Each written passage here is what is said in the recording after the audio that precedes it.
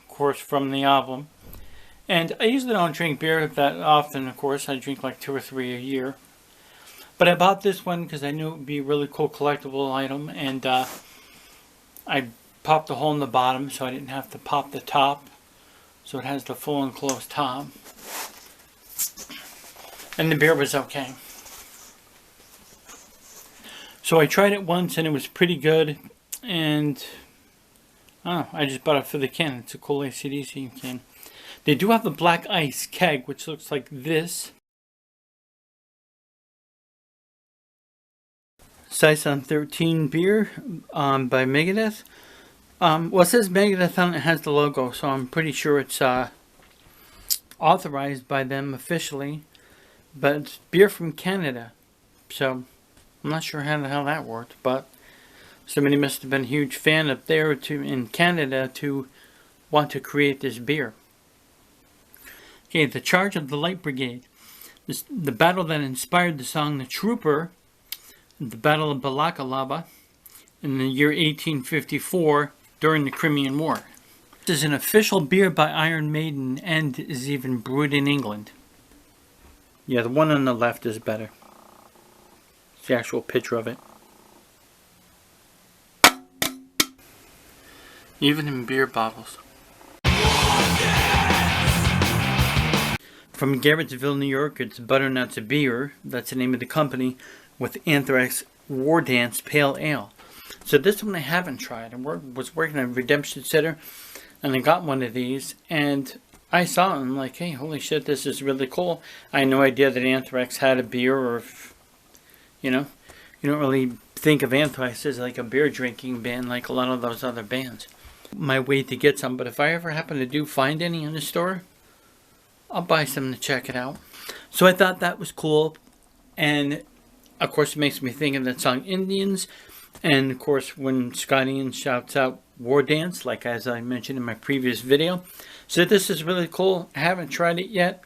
I've never seen it around here. So all the Anthrax songs they picked Indians, and then they just picked that one, that one phrase right there, War Dance. Really cool though. I know. I mean, I wouldn't have guessed it either. I saw this. I'm like, what the heck? Dream Theater has a beer now too? So what I'm thinking, what I think is happening is that so many of these other guys, in the band, several of them, are doing their own coffee.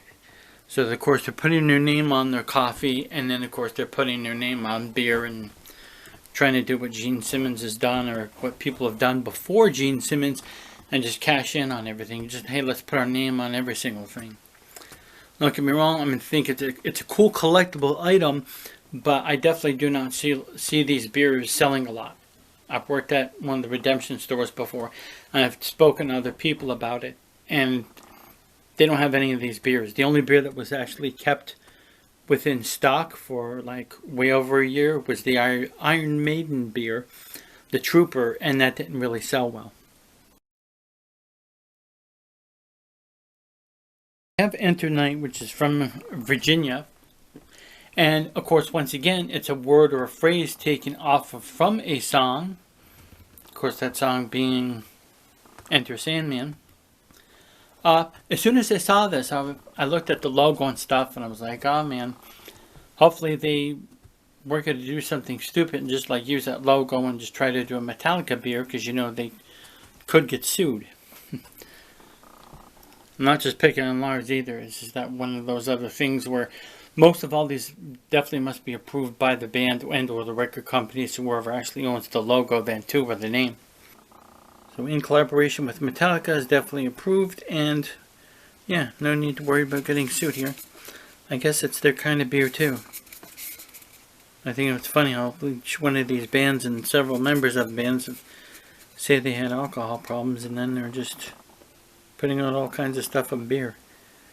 Enter Night. This one I did not try either. But once again, if I saw it, I'd get it.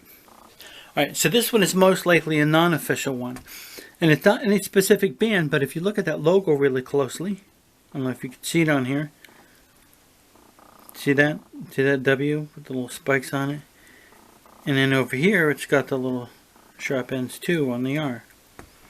Can hardly see because this is dang light.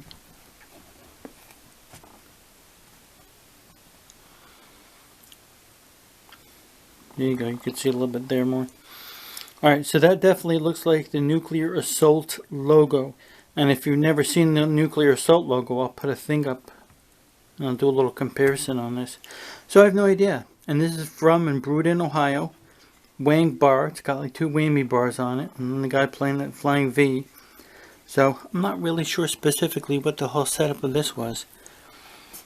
I guess they figured probably either one of two things. Either somebody was like a really big Nuclear Assault fan and wanted to do it, or they saw the logo and decided to sample it and said, well, that band's not big enough. It's not like they're going to try to sue us or anything.